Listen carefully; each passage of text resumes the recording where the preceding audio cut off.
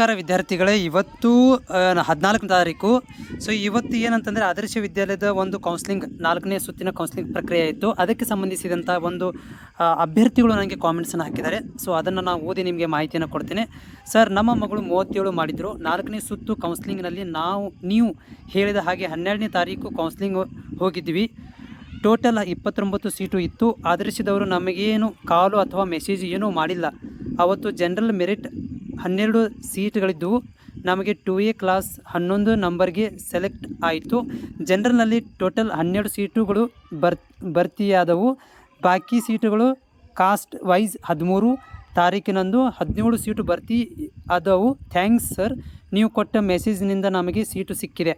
So ಇವರುಗಳೇ ಆದರ್ಶ ವಿದ್ಯಾಲಯದಲ್ಲಿ ಏನು ಇವತ್ತಿಗೆ ಕಂಪ್ಲೀಟ್ ಆಯಿತು, 4ನೇ ಸುತ್ತಿನ ಕೌನ್ಸ್ಲಿಂಗ್ ಕಂಪ್ಲೀಟ್ ಆಯಿತು. ಸೊ ಆ ವಿದ್ಯಾರ್ಥಿಗಳಿಗೆ ಏನಪ್ಪ ಅಂತಂದರೆ ಇಲ್ಲಿ ತಾರೀಕು 17 ಏನಂತಂದರೆ ಇವರು ಕೌನ್ಸ್ಲಿಂಗ್ ಹೋಗಿದ್ದರಂತೆ. ನಮ್ಮ ಒಂದು ಯೂಟ್ಯೂಬ್ ಚಾನಲ್ ವೀಡಿಯೋಗಳನ್ನು ನೋಡ್ಕೊಂಡು ಹೋಗಿದ್ದರಂತೆ. ಇವ್ರಿಗೆ ಸೀಟ್ ಸಿಕ್ಕಿದೆ. ಸೊ ಈಗ ನಮಗೆ ಥ್ಯಾಂಕ್ಸನ್ನು ಹೇಳ್ತಾ ಇದ್ದಾರೆ. ಆಲ್ ದ ಬೆಸ್ಟ್, ನಿಮಗೂ ಕೂಡ ಆಲ್ ದ ಬೆಸ್ಟ್. ನಮ್ಮ ಚಾನಲ್ನ ಸಪೋರ್ಟ್ ಮಾಡಿ, ಸಬ್ಸ್ಕ್ರೈಬ್ ಕೂಡ ಮಾಡೋದನ್ನು ಮರಿಬೇಡಿ.